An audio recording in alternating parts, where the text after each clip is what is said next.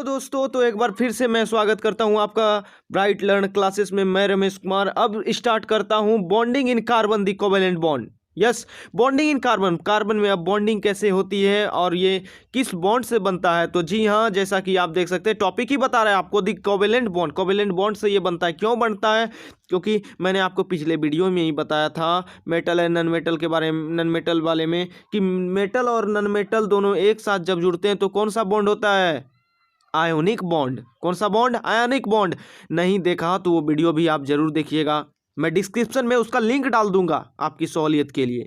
अगर आपका मेरा वीडियो कोई यूट्यूब पर नहीं मिलता तो आप कैसे सर्च करेंगे, मैं उसे उसके भी बता देता हूँ। जैसे आप अभी carbon and its compound chapter पढ़ रहे हैं, आपको चाहिए मेरे वीडियो, रमेश कुमार के वीडियो ब्राइट लर्न क्लासेस के, तो आप सर्च कीजिए carbon and its compound chapter 4 NCERT by bright learn classes. आपको खट्टाक से मिलेगा और खट्टाक से आप पढ़िए। और अभी मैं आपको बता रहा हूँ बॉन्डिंग इन कार्बन। कार्बन में बॉन्डिंग कैसे होती है? जैसा कि मैंने आपको बताया था, ये टेट्रा को वैलेंसी इसकी टेट्रा 4 होती है, 4 वैलेंसी होती है। तो ऐसी किसी भी मेटल के पास ऐसा नहीं कि ये 4 लूज कर सके, इतनी कैपेसिटी नहीं। तो अब कार्बन कैसे निजात पाएगा? कार्बन को भी तो स्टेबल रहने के लिए बॉन्डिंग करनी पड़ेगी किसी से। तो ये कैसे? तो ये करता है कोवेलेंट बॉन्ड। ये कौन सा बॉन्ड बनाता है? Covalent bond means transfer of electron नहीं होगा, वहाँ पे क्या? शेयरिंग ऑफ इलेक्ट्रॉन होगा। जैसे सी, तो इसे ऐसे मैंने डिनोट कर दिया और इसे एच एच एच एच दे दी। मतलब एच को क्या चाहिए? एक चाहिए। तो कार्बन को कितने हैं? 4 हैं बाहर में। इसे मैं क्रॉस से डिनोट भी कर देता हूँ। क्रॉस से, ये कार्बन का आपको क्रॉस से डिनोट कर रहा हूँ। क्रॉस से 4 क्रॉस हो गई। और इससे हाइड्रोजन वाले को मैं डॉट से रिप्रेजेंट कर रहा हूँ, डॉट से, डॉट से। तो क्या होगा? इसके पास एक है तो ये क्रॉस वाला एक ले लेगा, तो इसके पास भी ड्यूक्लेट, ये अपना पूरा ड्यूक्लेट पूरा, इसका भी ड्यूक्लेट पूरा, ड्यूक्लेट पूरा, और कार्बन का ऑक्टेट पूरा। तो इसने कैसे पूरा कर लिया? शेयर करके। जी हाँ। तो नॉन मेटल और नॉन मेटल के बीच में जो बॉन्ड वो कैसे बनता है? शेयरिंग ऑफ इलेक्ट्रॉन के वजह से। तो अब चैप्टर पे आते हैं। इन द प्रीवियस चैप्टर, पिछले चैप्टर में वी हैव स्टडीड, हम लोगों ने पढ़ा कि the properties of ionic bond, ionic bond के प्रॉपर्टी को, आयोनिक कंपाउंड के प्रॉपर्टी को। कंपाउंड जिसमें आयोनिक बॉन्ड होता है उसमें उसी को बोलते हैं आयोनिक बॉन्ड। और आयोनिक कंपाउंड क्या? कंपाउंड जिसमें आयोनिक बॉन्ड होता है उसे आयोनिक कंपाउंड। तो उस वैसे उसके प्रॉपर्टीज को पढ़ लिया कि वो कंडक्ट इलेक्ट्रिसिटी करती है। और भी बहुत सारे पढ़े थे। तो मैंने आपको क्या बोला, आप मेटल नॉन मेटल चैप्टर पढ़िए। अब देखते हैं, we saw that ionic compound have high melting and boiling point. हम लोगों ने देखा कि आयोनिक कंपाउंड में क्या? हाई मेल्टिंग पॉइंट और हाई बॉइलिंग पॉइंट होता है, और कंडक्ट इलेक्ट्रिसिटी करता है इन सॉल्यूशन या मोल्टेन स्टेट में। वी ऑल्सो, हम लोगों ने यह भी देखा, how the nature of bonding, nature of bonding जो था आयोनिक बॉन्ड में, एक्सप्लेन दिस प्रॉपर्टीज, कैसे ये प्रॉपर्टीज को एक्सप्लेन करता है, किस प्रकार से एक्सप्लेन करता है, एक्टिविटी को देखकर हम लोगों ने किया था। Let us now study the properties of some carbon compounds. अब उस चैप्टर में तो हम लोगों ने आयोनिक बॉन्ड के, आयोनिक कंपाउंड के बारे में पढ़ा था। अब इस चैप्टर में हम लोग कार्बन के कंपाउंड के प्रॉपर्टीज को चलिए पढ़ते हैं। Melting and boiling point of सब स्टेबल 4.1 में दिया गया है melting and boiling point of सब कार्बन कंपाउंड। तो एसिटिक एसिड CH3COOH को देखिए, 290 है मेल्टिंग पॉइंट, और बॉइलिंग पॉइंट कितना? 391। 209 है मेल्टिंग पॉइंट क्लोरोफॉर्म का, और बॉइलिंग पॉइंट है 334। ये तो दोस्तों आपको याद होना ही चाहिए, बिकॉज जितने भी आपको टेबल मिलेंगे, एक्सपेरिमेंट मिलेंगे एनसीईआरटी को, वो बेहद इंपॉर्टेंट होते हैं। ये VBI है, ये तो आपको याद होना ही चाहिए। अब देखते हैं, most carbon compound are poor conductor of electricity as we have seen in chapter 2। Chapter 2 में हम लोगों ने देख चुका था, जैसा कि हम लोगों ने चैप्टर 2 में देखा था कि जी most of the carbon compound क्या होते हैं? पुअर कंडक्टर ऑफ इलेक्ट्रिसिटी होते हैं। From the data on the boiling and melting point of the above compound, जैसा कि हम लोग देख रहे हैं मेल्टिंग और बॉइलिंग पॉइंट कंपाउंड का, तो हम लोग क्या अनुमान लगा सकते हैं इस डाटा से कि अगर मेल्टिंग और बॉइलिंग पॉइंट कम है, इसका मतलब बॉन्ड तगड़ा नहीं होगा। जैसा हम लोगों ने मेटल और नॉन मेटल में देखा था, हमेशा मेटल और नॉन मेटल के एक्टिविटी से इसके सारे एक्टिविटी को रिलेट होंगे, इसीलिए मेटल और नॉन मेटल तो आप जरूर देखिएगा। We can conclude that the forces of attraction between these molecule are not very strong. Forces of जो अट्रैक्शन होते हैं वो स्ट्रॉन्ग नहीं होते हैं। क्यों नहीं होते? वहाँ पर कौन क्या था? इलेक्ट्रोनेगेटिव और इलेक्ट्रोपॉजिटिव था। आयोनिक बॉन्ड में इलेक्ट्रोनेगेटिव था, एक इलेक्ट्रोपॉजिटिव था, जिस वजह से अपोजिट फोर्स लग रहा था और अट्रैक्शन ज़्यादा था।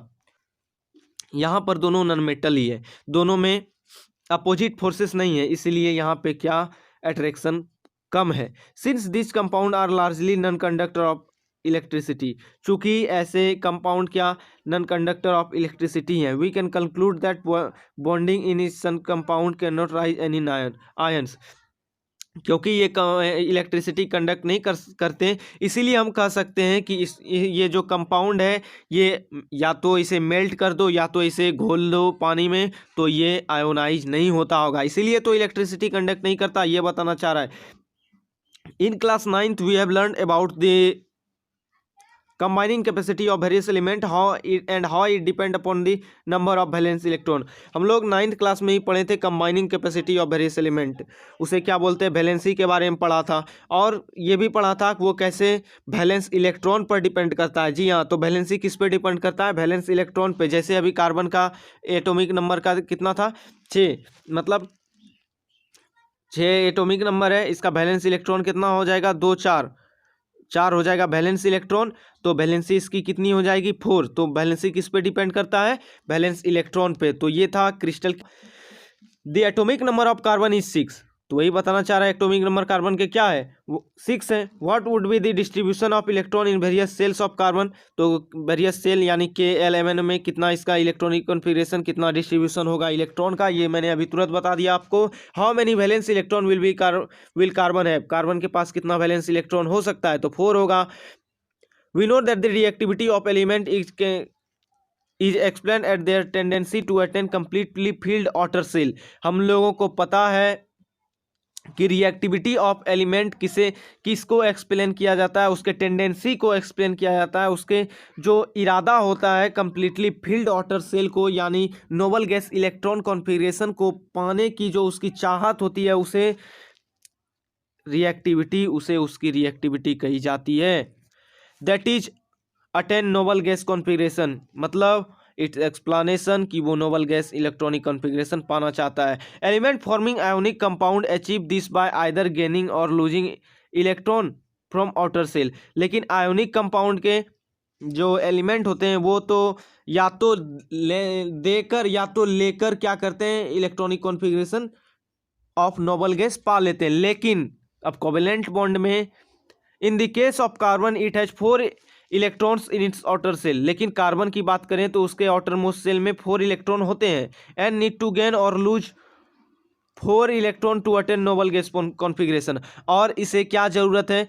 या तो ये 4 लेगा या तो ये 4 दे देगा, तो क्या इलेक्ट्रॉनिक कॉन्फ़िगरेशन नोबल गैस का ये पा लेगा। लेकिन इसके साथ इलेक्ट्रॉनिक कॉन्फ़िगरेशन किसका पा सकता है? अगर ये दे दे तो पा लेगा हीलियम का, अगर ये ले ले तो किसका पा लेगा? नियोन का। 10th नंबर पे जो है neon. If we were to gain और लूज इलेक्ट्रॉन, अगर इलेक्ट्रॉन को कार्बन लूज करता है या तो पाता है, तो इसके लिए उसे क्या कठिनाई का सामना कर पड़ सकता है? इसका 2 रीजन, आइए देखते हैं इसे। It could gain 4 electron forming C4 anion. अगर वो 4 इलेक्ट्रॉन लेता है तो C4 एनायन बना लेगा। लेकिन it would be difficult for nucleus में जो 6 प्रोटॉन है, इसके 6 प्रोटॉन, उसके लिए यह बहुत ही दिक्कत भरा होगा, बहुत कठिन काम होगा कि वो 10 इलेक्ट्रॉन को होल्ड करके रख सके। That is 4 extra electron. क्योंकि वो 4 एक्स्ट्रा इलेक्ट्रॉन ले लेगा तो उसके पास पहले 6 इलेक्ट्रॉन थे, अब 4 ले लेगा, +4 हो जाएगा तो हो जाएगा अब 10, जो कि ये प्रोटॉन 6 ही है, ये 10 को कंट्रोल नहीं कर पाएगा, 10 को होल्ड नहीं कर पाएगा। तो ये है इसके पीछे बड़ी दिक्कत। अब सेकेंड दिक्कत पर आते हैं और इससे देखते हैं इसका निजात ये कैसे पाता है कार्बन। और इसी निजात पाने के चक्कर में कार्बन मिलियंस कंपाउंड बनाता है। जी हाँ, जब खुदा किसी को कम देता है ना, जी हाँ, जब आपको लगे कि आपको खुदा कम दिया है, तो ये सोचिए कि आप में कुछ ऐसी गुण आप में दे के गया है जो आपको बहुत ही बड़ा। तो देखिए केमिस्ट्री वही चीज़ है। केमिस्ट्री में क्या, कार्बन को मतलब लूज करने की या गेन करने की कैपेसिटी भगवान ने नहीं दी है, लेकिन एक ऐसा कैपेसिटी दे गया जो बहुत बड़ा है इसमें खुद में, कि जो कार्बन सभी एलिमेंट्स पर राज करता है, सभी कंपाउंड के ऊपर है ये कार्बन। इसे अकेले हम लोग पढ़ रहे हैं, carbon and its compound. That is very most important thing जो अभी तक मैंने बताया, इसका सबसे बड़ी बात यही थी। तो अब देखते हैं, मैं डिस्ट्रैक्ट बहुत ज़्यादा होता हूँ यार। It could lose 4 electron forming C4 anion, C4 cation. ओह, ये लूज 4 इलेक्ट्रॉन लूज भी कर सकता है, जो कि केटायन बन जाएगा। मतलब जब लूज करेगा तो मतलब क्या, 4 प्रोटॉन जो है 4 पॉजिटिवली चार्ज होता है, तो प्रोटॉन की मात्रा बढ़ जाएगी, यानी इलेक्ट्रॉन घटेगा तो प्रोटॉन की मात्रा बढ़ जाएगी, तो C4 केटायन बन जाएगा। But it would require a large amount of energy, लेकिन इसे 4 इलेक्ट्रॉन छोड़ने के पीछे भी इसे बहुत एनर्जी चाहिए।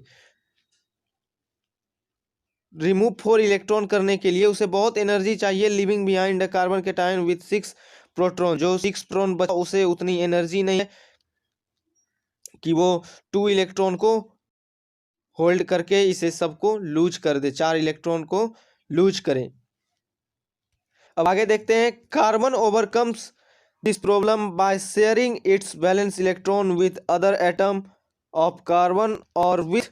देखिए, अब कार्बन के पास जब ये दो प्रॉब्लम है, दो समस्याएं हैं कि ना ही वो ले सकता है ना ही दे सकता है, तो इसके पीछे कार्बन के लिए एक उपाय है। कार्बन इस सिचुएशन से निजात पाता है by sharing electron. Share electron वो करता है अदर एटम से, अनदर एटम ऑफ कार्बन के ही अनदर एटम से, या तो दूसरे एलिमेंट के अनदर एटम से वो इलेक्ट्रॉन को शेयर करके अपना नोबल गैस इलेक्ट्रॉनिक कॉन्फ़िगरेशन पाता है। नॉट जस्ट कार्बन नहीं, but many other element form molecule by sharing electron in it's manner. और इसी तरह के तरीके से सिर्फ कार्बन ही नहीं, बहुत सारे ऐसे एलिमेंट हैं जो इस तरह शेयर करके अपना ऑक्टेट और ड्यूक्लेट पूरा करते हैं। The shared electron belongs to outer shell of both the atom and lead to both atom attaining the normal gas configuration। और जो शेयर्ड इलेक्ट्रॉन होता है वो किससे बिलोंग करता है, लास्ट सेल से ऑफ बोथ एटम, जो एटम एक दूसरे से शेयर कर रहा है। Before going on to the compound of carbon के कंपाउंड तक जाने से पहले, let us look at some simple molecule form by sharing valence electron. हमें पहले कुछ सिंपल मॉलिक्यूल को देखना चाहिए जो कि शेयरिंग के द्वारा, वैलेंस इलेक्ट्रॉन के शेयरिंग के द्वारा अपना इनर्ट नॉर्मल गैस कॉन्फ़िगरेशन को पाता है। तो आइए देखते हैं। The simple molecule form bye in this manner that is hydrogen. और सिंपल मॉलिक्यूल जो इस तरह से शेयरिंग ऑफ इलेक्ट्रॉन से बनता है, that is of hydrogen. As you have learn earlier, जैसा कि आपने पहले पढ़ा होगा, the atomic number of hydrogen is 1। Hydrogen का एटॉमिक नंबर क्या होता है, 1। Hence hydrogen has 1 electron in its K shell. उसके के सेल में कितना होता है, 1 इलेक्ट्रॉन। एंड इट रिक्वायर्स, और उसको एक और इलेक्ट्रॉन की ज़रूरत पड़ती है ताकि वो के सेल को फुलफिल कर ले और वो अपना ड्यूक्लेट पूरा कर ले। So 2 hydrogen atom share it their electron to form a molecule of hydrogen. इस वजह से, इस प्रकार हाइड्रोजन जो है अपने 2 हाइड्रोजन एटम अपने अपने इलेक्ट्रॉन को शेयर करता है एक दूसरे से, और वो H2 का फॉर्मेशन करता है। तो देखिए कैसे, ये हाइड्रोजन H अपना एक इलेक्ट्रॉन है इसके ऑर्बिट में, और एक हाइड्रोजन एक और यहाँ उसके भी ऑर्बिट में एक इलेक्ट्रॉन है यहाँ पर। तो ये क्या करता है, एक दूसरे से शेयर कर लेता है, ये भी अपना ड्यूक्लेट पूरा कर लेता है और ये भी अपना ड्यूक्लेट पूरा कर लेता है। इस तरह से हाइड्रोजन क्या करता है, अपना ड्यूक्लेट पूरा करता है और Nobel gas electronic configuration helium का पा लेता है। तो ये थी, इसे क्या कहते हैं, covalent bond. Now the shared pair of electron is said to be constitute a single bond between the 2 hydrogen atom. और ये क्या था, सिंगल बॉन्ड था, H के बीच में सिंगल बॉन्ड था। ये क्यों? तो आपको कोवेलेंट बॉन्ड में बॉन्ड 3 प्रकार के होते हैं, सिंगल, डबल, ट्रिपल। तो ये आपको ये बताना चाह रहा है, बुक आपको ये बताना चाह रहा है कि 3 बॉन्ड होते हैं, सिंगल, डबल, ट्रिपल। तो इसकी भी एग्जांपल साथ साथ देना चाह रहा है। तो यहाँ एक हाइड्रोजन क्या कौन सा बॉन्ड था इसमें? Single bond. अब आगे देखते हैं। A single bond is also represented by a line between the two atom as shown in figure 4.2। जैसा कि आप फिगर 4.2 में दे सकते हैं, एक सिंगल बॉन्ड जो है इस तरह का मैंने बनाया था। और या तो जी हाँ, यहाँ पे या तो आप डॉट से रिप्रेजेंट करते हैं या तो आप एक्स से, आप दोनों में से किसी एक से रिप्रेजेंट करते हैं, नो प्रॉब्लम, आप कंफ्यूज मत होइएगा। और ये जब दो इलेक्ट्रॉन का शेयर होता है तो उसे आप जैसे यहाँ ये और ये दो इलेक्ट्रॉन का शेयर हुआ है तो आप सिंपल एक लाइन से भी उसे डिनोट कर सकते हैं। ये क्या बताता है? यहाँ पे दो इलेक्ट्रॉन शेयर हुआ है, एक लाइन दो इलेक्ट्रॉन का शेयरिंग बताता है। ये ऑब्जेक्टिव क्वेश्चन में भी आ सकता है। The atomic number of chlorine is 17। Now moving for chlorine की तरफ आगे बढ़ते हैं कि एटॉमिक नंबर क्लोरीन का क्या होता है? 17। What would be it's electronic configuration and it's valency? उसका इलेक्ट्रॉनिक कॉन्फ़िगरेशन क्या होगा और वैलेंसी क्या होगा? 17 जब है तो 2, 8, 10 और 7, लास्ट में कितने हो जाएंगे? 7।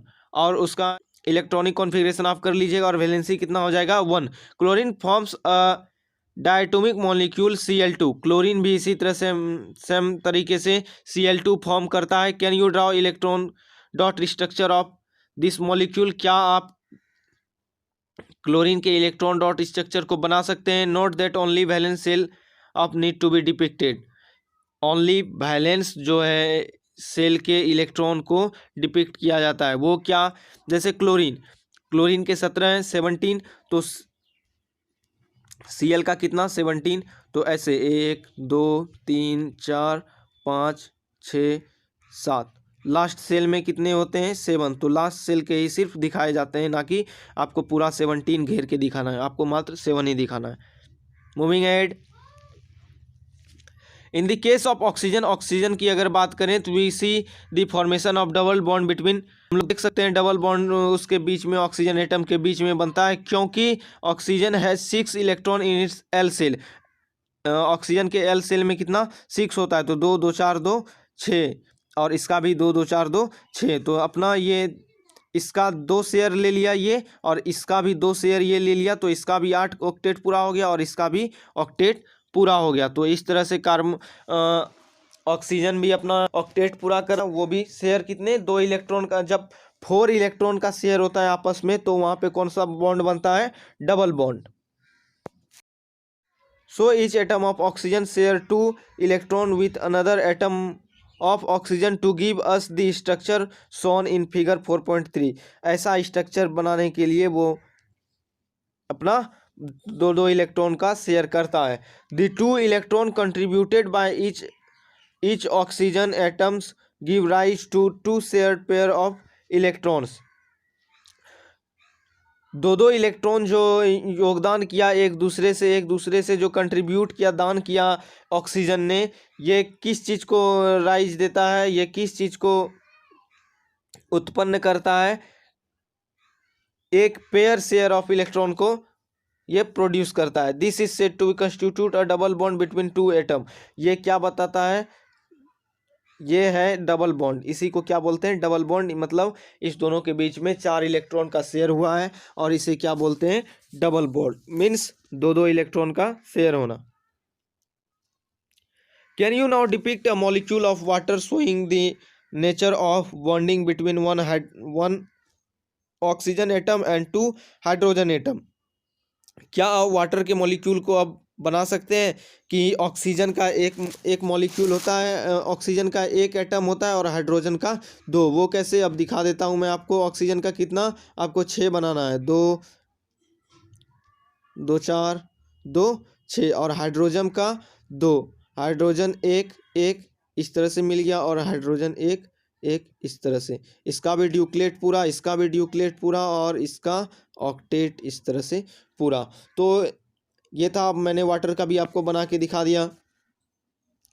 Die the molecule of single bond और डबल बॉन्ड। इसमें सिंगल बॉन्ड था या डबल बॉन्ड था? क्योंकि शेयर ऑफ इलेक्ट्रॉन क्या 1 1 दोनों शेयर किया था, मीन्स 2 इलेक्ट्रॉन शेयर हुआ था, यानी 1 पेयर। तो यहाँ पे क्या है? Single bond. What would happen in the case of A diatomic molecule of nitrogen. Nitrogen का जो डायटोमिक मॉलिक्यूल है उसमें क्या होता है, क्योंकि नाइट्रोजन का कितना एटॉमिक नंबर है 7, because the atomic number of nitrogen is 7। इसका मीन्स 2 और 5 होता है, तो 5 है इसके वैलेंस सेल में, इसका मतलब इसका वैलेंसी होता है 3। तो ये 5, 3, 2, 5, 3 इधर। तो इस वाला, ये वाला जो नाइट्रोजन का एटम है ये क्या कर लेगा, 3 इस वाले से ले लेगा, और ये वाला क्या कर लेगा, 3 इस वाले से शेयर कर लेगा, और दोनों एक दूसरे से शेयर करके 8 पूरा लेगा। तो देखते हैं बुक क्या कहना चाहता है। What would be its electronic configuration and its combining capacity? Combining capacity means valency. Valency कितना होगा, 3 होगा, और इसका इलेक्ट्रॉनिक कॉन्फ़िगरेशन क्या होगा, 2, 5। मैं ये करके दिखा चुका हूँ आपको। In order to attain an octet, each nitrogen atom in a molecule of nitrogen contributes 3 electron, giving rise to 3 shared pair of electron। और ये दोनों अपना ऑक्टेट अचीव करने के लिए, अपना ऑक्टेट पूरा करने के लिए, दोनों नाइट्रोजन का एटम मॉलिक्यूल जो है नाइट्रोजन कंट्रीब्यूट्स 3 इलेक्ट्रॉन, गिविंग जो है 3 इलेक्ट्रॉन का शेयर कर लेते हैं, जो कि 3 शेयर्ड पेयर ऑफ इलेक्ट्रॉन को राइज करता है। और इसे ही ट्रिपल बॉन्ड कह सकते हैं। इसे क्या कह सकते हैं हम लोग, इन्होंने ट्रिपल बॉन्ड बना लिया, मीन्स 3 पेयर शेयर किया। The electron dot of structure of N2 and its triple bond can be depicted in figure 4.4। और 4.4 में आपका इसका इलेक्ट्रॉनिक डॉट स्ट्रक्चर और ट्रिपल बॉन्ड का उसमें फिगर दिया गया है। A molecule of ammonia NH4 NH3, ammonia, ammonium होता है NH4। A molecule of ammonia has the formula NH3। Can you draw the electronic dot structure of this molecule? Yes, क्यों नहीं। N कितना होता है इसका 5, तो 1, 2, 3, 4, 5। और हाइड्रोजन एक इससे मिल गया, हाइड्रोजन एक इससे मिल गया, हाइड्रोजन एक इससे मिल गया। हाइड्रोजन इसका भी ड्यूक्लेट पूरा, इसका भी ड्यूक्लेट पूरा, इसका भी ड्यूक्लेट पूरा, और इस नाइट्रोजन का ऑक्टेट पूरा। तो ये था NH3। Will the molecule have single, double और ट्रिपल बॉन्ड? इसमें से कौन सा मॉलिक्यूल में कौन सा बॉन्ड होगा, सिंगल बॉन्ड। अब सिंगल बॉन्ड क्यों होगा, आपके मन में ये सवाल उठता होगा। तो इसका रीजन है कि वो एक ही इलेक्ट्रॉन के, एक ही एटम के साथ होना चाहिए। जैसे H और H में अगर कॉम्बिनेशन हो रहा है तो इस दोनों के बीच में ही शेयर होना चाहिए 2-2 का, तब ये होगा डबल बॉन्ड। अगर ये दोनों एक एक का शेयर कर रहा है तो ये सिंगल बॉन्ड ही होगा, जिस प्रकार NH3 में सिंगल बॉन्ड हुआ। ना कि अगर अगर एक हाइड्रोजन 3 एटम देता तो वहाँ पे ट्रिपल बॉन्ड बनता, 3-3 दोनों मिलके किया है तो ट्रिपल बॉन्ड बनता। लेकिन अगर 3 एटम मिलके एक को दिया है तो इसका मतलब वो सिंगल सिंगल वहाँ पे सिंगल बॉन्ड है। अब जैसे देखते हैं, तो यहाँ तक का आंसर हमने दे दिया कि सिंगल बॉन्ड होगा। Let us not take methane. अब आइए मीथेन को एक नज़र, मीथेन पे एक निगाह देते हैं। Which is a compound of carbon, जो कि एक कार्बन का कंपाउंड है। Methane is widely used as a fuel and a major component of biogas and compressed natural gas CNG। तो जो कि मीथेन क्या है, मीथेन एक वाइडली यूज्ड फ्यूल है, और जिसे मेजर कंपोनेंट ऑफ बायोगैस का मेजर कंपोनेंट है, और natural gas CNG compressed natural gas का भी एक मेजर कंपोनेंट है। उसे देखते हैं। It is also one of the simplest compound form by carbon. और ये one of the simplest compound है जो कि कार्बन के द्वारा बनता है, क्योंकि यहाँ पे CH4, मीथेन का होता है CH4, जिसमें C आ गया मीन्स वो कार्बन का कंपाउंड है CH4। यहाँ देखिए इसका फॉर्मूला क्या है CH4। Hydrogen as you know has a valency of 1। जैसा कि आप जानते हैं हाइड्रोजन में क्या वैलेंसी 1 होता है। कार्बन इज टेट्रावैलेंट, टेट्रावैलेंट होता है कार्बन, मीन्स उसका वैलेंसी 4 होता है। Because it has 4 valence electron, क्योंकि उसके पास 4 वैलेंस इलेक्ट्रॉन होता है, इसलिए वैलेंसी उसकी 4 होता है। ये क्या होता है, मोनोवैलेंट होता है, ये टेट्रावैलेंट होता है।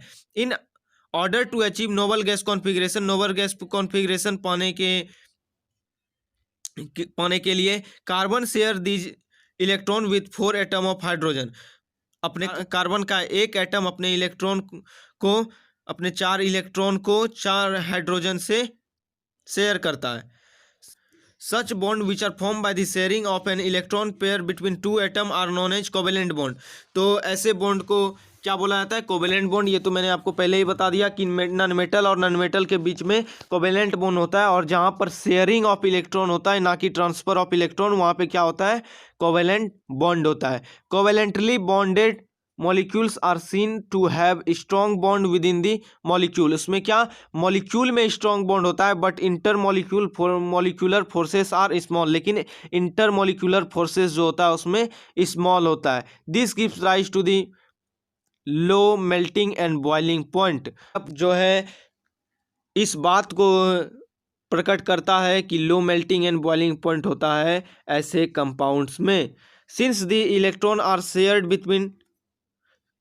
between atom and no charge particle are formed.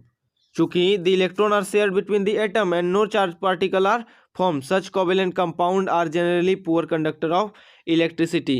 चूंकि शेयर ऑफ इलेक्ट्रॉन हुआ है और वहाँ पे नो चार्ज पार्टिकल बना है, कोई भी चार्ज पार्टिकल नहीं है, तो इसीलिए वो क्या कोवेलेंट कंपाउंड फॉर्म करता है. Now allotropes of carbon. चूंकि मैंने आपको पहले ही बता दिया कि कार्बन क्या अपने सी फॉर्म में, वो अपने एलिमेंटल फॉर्म में वो नेचर में एग्जिस्ट नहीं करता. वो किस फॉर्म में? अपने एलोट्रॉप्स के फॉर्म में, यानी ग्रेफाइट, डायमंड और बकमिंस्टर फुलरेंस के रूप में प्रकृति में है. The element carbon occurs in different form in the nature with widely varying physical property. Different form में डिफरेंट फिजिकल फॉर्म में नेचर में रहता है, जो कि both diamond and graphite are found in carbon atom.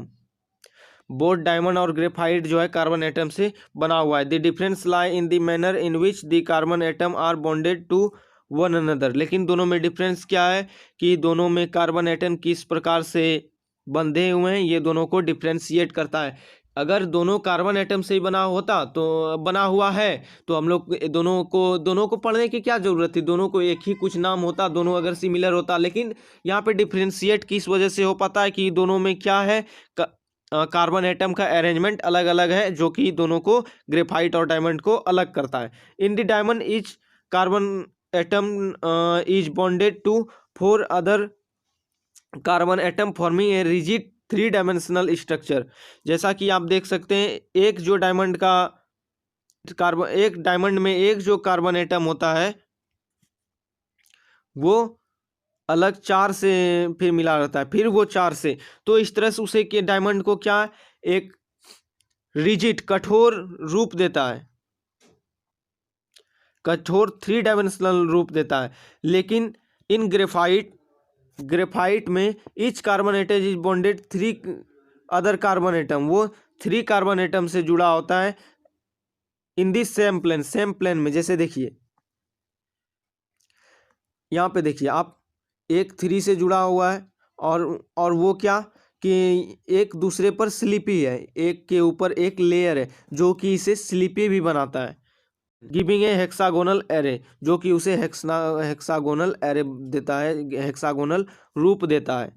Same plane में ही एक 3 से जुड़ा होता है जो कि उसे हेक्सागोनल रूप देता है. जैसे देखिए इस वाले एक को लिए तो ये किससे जुड़ा हुआ है? 1 2. और इस वाले को जैसे लिए तो ये किससे 1 2 3 से जुड़ा हुआ है. सब 3 से जुड़ा हुआ है और ये इधर इससे जुड़ा हुआ था. ठीक, ये 3 एक, ये इधर आप छोटा लाइन देख सकते हैं, ये इधर 3 से जुड़ा हुआ है, ये भी 3 से, सब 3 से जुड़ा हुआ होता है. One of this bond is double bond, और इसमें से एक क्या होता है? डबल बॉन्ड होता है. And thus the valency of carbon is satisfied, और इसमें से क्या वैलेंसी ऑफ कार्बन क्या होता है? सेटिस्फाइड रहता है. जैसे देखिए इस वाले में आप देख सकते हैं डबल बॉन्ड है, क्योंकि इसमें क्या रहता है, एक 3 से शेयर करता है. तो जब 3 से शेयर करेगा तो 3 ही हो पाएगा, क्योंकि 4 उसमें वैलेंस इलेक्ट्रॉन होता है. तो इसको सेटिस्फाई करने के लिए एक में डबल बॉन्ड होता है. Graphite structure is form by the hexagonal array being placed in layer of above the other, जो कि लेयर वाइज होता है, एक दूसरे पर लेयर बना के होता है ग्रेफाइट का structure. These 2 different structure result in diamond and graphite having very different physical property even through their chemical properties are same. ये स्ट्रक्चर ही डायमंड और ग्रेफाइट को फिजिकल प्रॉपर्टी में डिफ्रेंशिएट करता है। चूँकि केमिकल प्रॉपर्टी तो दोनों का सेम है, लेकिन ये दोनों का स्ट्रक्चर ही इसे डिफरेंट फिजिकल प्रॉपर्टी देता है। वहाँ कार्बन का अरेंजमेंट उसे दो डिफ्रेंशिएट फॉर्म में, ग्रेफाइट और डायमंड के फॉर्म में उसे रूप देता है। Diamond is the hardest substance non while graphite is the smallest and slippery.